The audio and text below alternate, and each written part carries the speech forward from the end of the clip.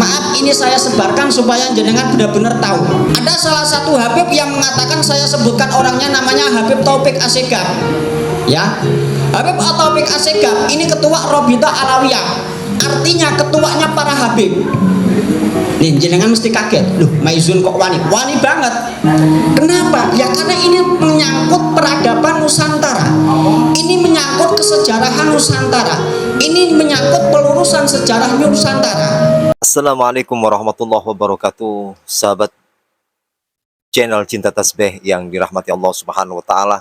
Alhamdulillah kita bisa berjumpa kembali di channel ini. Mudah-mudahan perjumpaan kita kali ini senantiasa membawa keberkahan untuk kita semuanya. Amin ya rabbal alamin. Sahabat beriman yang dirahmati Allah, kali ini saya akan menyajikan sebuah video di mana di dalam isi video ini ada seorang anak muda yang sangat gamblang dan sangat jelas. Seorang pemuda ini mempunyai referensi data yang sangat lengkap, dan bahkan di dalam video itu pemuda tersebut berani untuk dibantah, akan tetapi pembantahan itu harus disertai dengan data yang konkret, yang mana selama ini mungkin kita kurang paham atau kurang mengetahui tentang masalah nasabnya para habaib, yang konon banyak diceritakan bahwasanya nasab para habaib itu adalah nasab yang sambung kepada baginda Rasulullah Muhammad SAW. Dulu di negara kita ini yang berjuang pertama kali adalah para habaib, bukan dari golongan Wali Songo. Oke, tidak panjang lebar, marilah kita simak video berikut ini.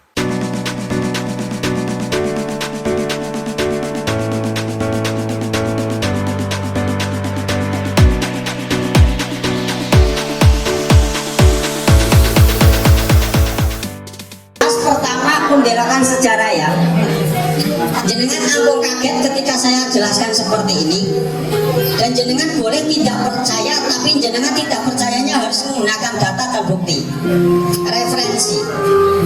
Karena jenengan itu sebagai kaum muda atau generasi muda, pasti jenengan itu akan heran ketika menceritakan seperti ini. Pertama, Nusantara yang pada zaman dulu itu sudah berkembang biak, sudah maju peradabannya, sudah tinggi kejayaannya. Jadi mulai kerajaan-kerajaan zaman dulu seperti Tarumanegara, Kerajaan Kutai, Kerajaan Salaka-Negara, Kerajaan Sriwijaya. Ada kalau di daerah Jawa ada namanya Kerajaan Kalingga atau Keling. Pusat peradabannya dari Pekalongan sampai Jepara.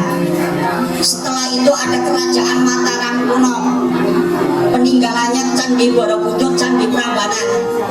Ada Kerajaan Kediri, ada Kerajaan Singosari, sampai kerajaan yang paling terbesar Kerajaan Mojopahit.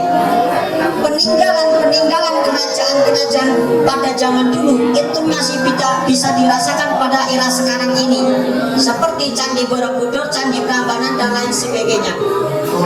Ketika Islam masuk, maka ada kerajaan-kerajaan Islam khususnya yang ada di Pulau Jawa, seperti Giri Kedaton, Kerajaan Demak, Kerajaan Pancang, sampai Kerajaan Mataram Islam, dan ada di Cirebon Kerajaan Banten dan Kerajaan Cirebon atau Kesultanan Banten dan Kesultanan Cirebon, walaupun terpecah menjadi kedua Kesultanan Kesepuhan dan Kanoman. Artinya peradaban kita dari pra-Islam, dari Hindu Buddha sampai sebelum Hindu Buddha, itu memang Nusantara ini itu luar biasa. Tapi jenengan perlu tahu, ada salah satu Habib, saya katakan seperti ini, saya belak-belakan aja. Ada salah satu Habib yang mengatakan bahwasanya Nusantara ini, Pulau Jawa ini bintu tarim. Bintu tarim itu apa? Bintu itu maknanya anak perempuan. Anak perempuannya tarik, artinya Pulau Jawa, negara Indonesia, Nusantara itu miliknya tarik. Padahal tarik dengan Nusantara peradabannya besar Nusantara. Pertama. Yang kedua, Habib datang ke Indonesia itu jauh sebelum adanya Habib, peradaban kita sudah besar. Seperti apa? Kerajaan Kalingga, Kerajaan Mojopahit dan lain sebagainya. Maaf, ini saya sebarkan supaya jenengan benar-benar tahu. Pertama seperti itu. Yang kedua, mengenai sejarah penyebaran agama Islam. Assegaf, ya. Habib At-Taufik Assegaf ini ketua Rabita Alawiyah, artinya ketuanya para Habib. Nih, jenengan mesti kaget, loh, Maizun kok wali banget. Kenapa? Ya karena ini menyangkut peradaban Nusantara, ini menyangkut kesejarahan Nusantara, ini menyangkut pelurusan sejarah Nusantara. Walaupun jenengan itu muhibbin daripada Habib, saya nggak akan gentar menghadapi jenengan. Artinya apa? Ini harus diluruskan. Bukan berarti kita membenci, bukan. Ini tentang pelurusan sejarah. Saya contohkan ketika jenengan itu naik motor. Jenengan beda kajen, mau ke arah kajen, tapi jenengan arahnya di lor. Tak omongin mbak atau mas, neng kajen neng alun-alun ki mengedul, oke, ngomong ngono kuwi. Tapi sampai orang mas mengelor, loh, orang mas alun ki mengedul, oke. Apakah ketika saya memberitahu seperti itu, aku ki benci anu sampean? Benar nggak? Benci nggak kalau seperti itu? Apakah saya memberitahu tentang arah ke kidul? Saya itu membenci jenengan, membenci apa mboten? Enggak. Nah, inilah yang saya lakukan kepada jenengan. Saya tidak memandang siapa itu orangnya. Yang penting kita harus benar-benar yang salah ya salah, yang benar ya benar. Lah, kalau umpamanya saya salah, yang jenengan benar ke, kan kayak gitu. Umpama saya ngomong salah, keterangannya salah, ya dibener ke, karena saya masih kecil, kan kayak gitu aja. Dan inilah yang paling penting. Artinya apa? Artinya ada salah satu pembelokan sejarah mulai datangnya Islam.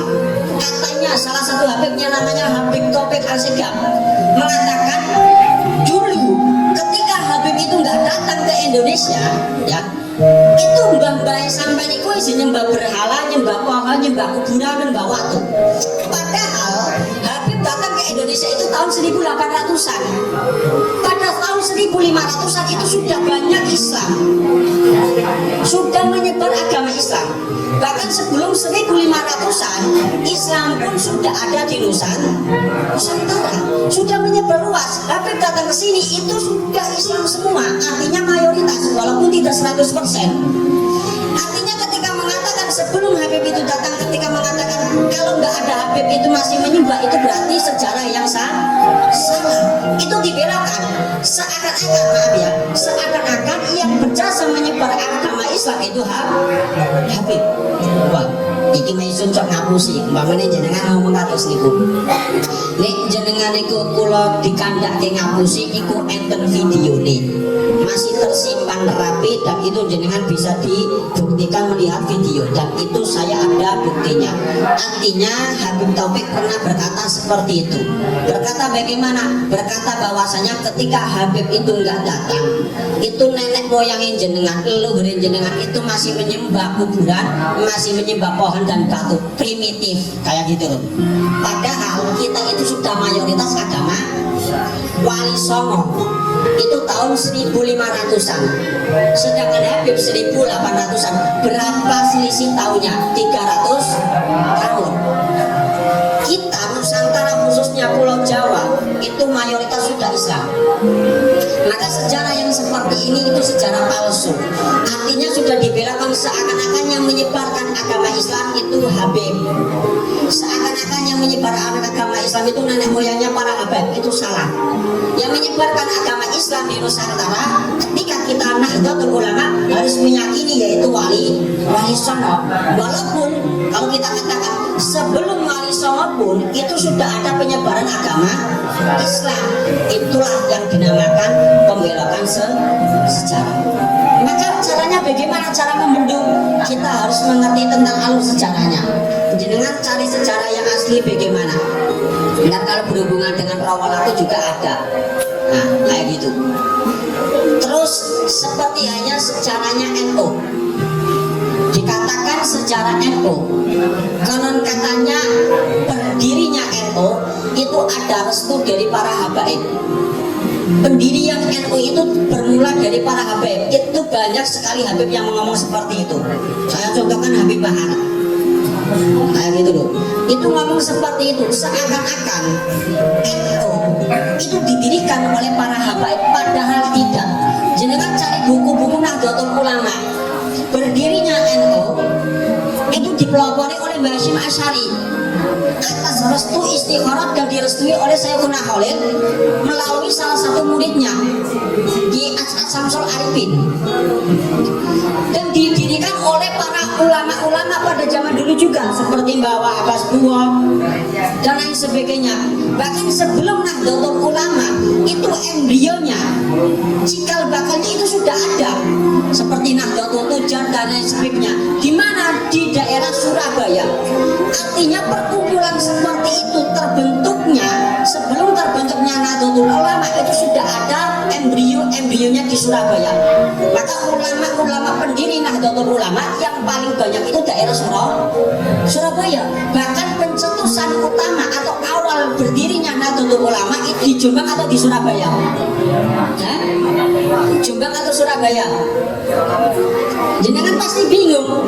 Mbah Hasyim Asy'ari wong Jombang, Gus Dur wong Jombang, pusat NU jarene jenengan krungu-krungu ning wong Jombang.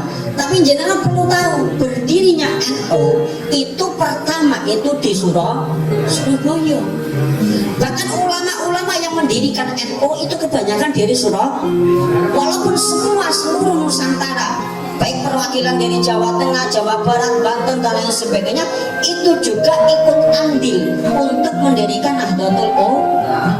Inilah ulama-ulama asli Nusantara, para kiai-kiai kita, para hadratus syekh, para ulama-ulama, para wali-wali dari mulai Mbah Hasyim Asy'ari, Mbah Abbas Buah, Mas Alwi, terus juga yang lainnya, Ki Abdullah dan lain sebagainya. Ini orang-orang yang mendirikan Nahdlatul Ulama. Ketika beliau itu mau mendirikan Nahdlatul Ulama, Mbah Hasyim Asy'ari itu istikharah dan mendapatkan bahasanya petunjuknya mulai daripada siapa? Dari gurunya Syekhuna Khalil. Dan sekarang ini dibelokkan seakan-akan yang merestui berdirinya Nahdlatul Ulama para habaib, padahal nggak ada. Jenengan cari sejarahnya pengurus atau struktur pertama berdirinya Nahdlatul Ulama sama sekali tidak ada habibnya, nggak ada sekali. Ini maka saya perlu tekanan kepada generasi muda, terutama jenengan masih Ibnu IPPNU, ini sangat penting banget untuk jenengan mencari sejarah yang asli. Jangan sampai jenengan, kalau jenengan bahasanya keren itu, jangan sampai jenengan itu dikibuli. Itu ya teman-teman, apa yang telah disampaikan oleh anak muda. Beliaunya telah menceritakan begitu panjang lebar, walaupun penyampaiannya hanya sekitar 10-11 menit. Bagi kita seorang warga negara Indonesia, warga asli pribumi yang notabene yang saat ini masih gonjang-ganjing, yaitu pembahasan masalah nasab para habaib, ya, yang konon katanya keturunan dari Rasulullah Muhammad SAW, dan juga bahwasanya di negara kita cinta ini, yaitu negara Indonesia ini, penyebaran Islam itu dilakukan oleh para habaib. Nah, di sini apa yang telah disampaikan oleh anak muda tersebut harus kita ambil kesimpulan bahwasanya sejarah yang selama ini kita kurang mengetahui dan kurang kita pahami, dengan adanya video ini kita bisa memahami dengan sebenar-benarnya, dan harus kita jaga sejarah yang sebenar-benarnya ini. Karena apa? Apabila sejarah itu sudah terbelokkan atau sudah disingkirkan, maka generasi yang akan datang akan buta dengan sejarah. Dan perlu kita garis bawahi bahwasanya di dalam penjelasan video ini tidak ada rasa kebencian, tidak ada rasa saling fitnah menfitnah, ya, tidak, karena ini hanyalah untuk meluruskan sejarah. Jadi kita sebagai orang awam, kita tetap hormat kepada siapapun, kepada para habaib, pada kiai, pada semuanya.